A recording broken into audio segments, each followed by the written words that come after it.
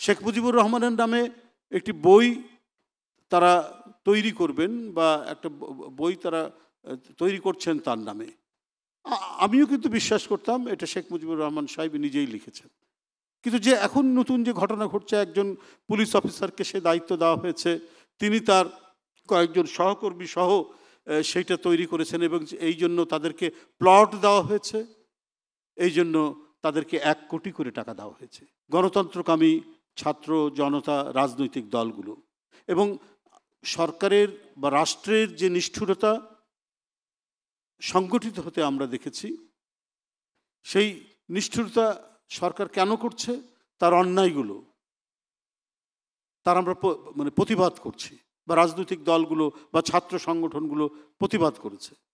শেখ মুজিবুর রহমানের নামে একটি বই তারা তৈরি করবেন বা একটা বই তারা তৈরি করছেন তার নামে। আমিও কিন্তু বিশ্বাস করতাম এটা শেখ মুজিবুর রহমান সাহেব নিজেই লিখেছেন। কিন্তু যে এখন নতুন যে ঘটনা ঘটছে, একজন পুলিশ অফিসারকে সে দায়িত্ব দেওয়া হয়েছে, তিনি তার কয়েকজন সহকর্মী সহ সেইটা তৈরি করেছেন এবং এই জন্য তাদেরকে প্লট দেওয়া হয়েছে, এই জন্য তাদেরকে 1 কোটি করে টাকা দেওয়া হয়েছে। এই যে কী ধরনের রাষ্ট্র নিয়ে, দেশের মানুষের অর্থ নিয়ে, রাষ্ট্রের অর্থ নিয়ে কি লুটপাটটা করা হয়েছে, কি অনাচারটা করা হয়েছে, সেটা কি বলে শেষ করা যাবে? সেটা তো বলে শেষ করা যাবে না। এইভাবে আপনার দেশের 27 লক্ষ কোটি টাকা 16 বছরে নানাভাবেই পাচার হয়েছে। জিনিস কেনাকাটার নামে, আপনার মেগা প্রজেক্টের নামে নানাভাবেই 27 লক্ষ কোটি টাকা পাচার করা হয়েছে। তো এর জন্য জনমানুষের ভিতর কি ক্ষোভ তৈরি হয়নি? প্রচণ্ড দ্রোহ তৈরি হয়নি? আমার টাকা, আপনার টাকা, জনগণের টাকা, এই টাকা শেখ হাসিনা নিজের স্বার্থে ব্যবহার করছে, তার দলের স্বার্থে ব্যবহার করছে, তার পরিবারের স্বার্থে ব্যবহার করছে। তাকিয়ে তাকিয়ে আমরা দেখছি। এর জন্য কি মানুষের মধ্যে ক্ষোভ তৈরি হচ্ছে না? তো সেটার আমরা তীব্র পরিণতি সব কিছু মিলিয়েই হয়তো কোটা বিরোধী আন্দোলন একটা হচ্ছে, এখানে একটা উপলক্ষ নিয়ে এটা এসেছে, কিন্তু সব দ্রোহের সমষ্টিগত বহিঃপ্রকাশ হচ্ছে জুলাইয়ের সেই আন্দোলন।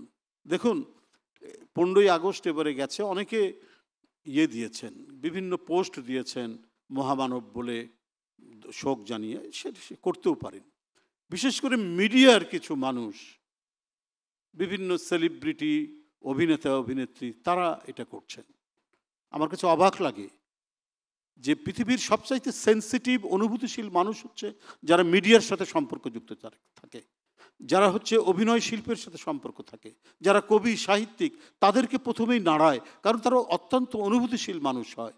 কিন্তু যে পানি লাগবে পানি বলে যে মুগ্ধ, তার আরেক বন্ধুর জন্য গুলি খেতে খেতে তবুও পানি নিয়ে যাচ্ছে, এই সমস্ত অভিনয় শিল্পী, কবি সাহিত্যিকদের মনকে এতটুকু নাড়া দেয়নি?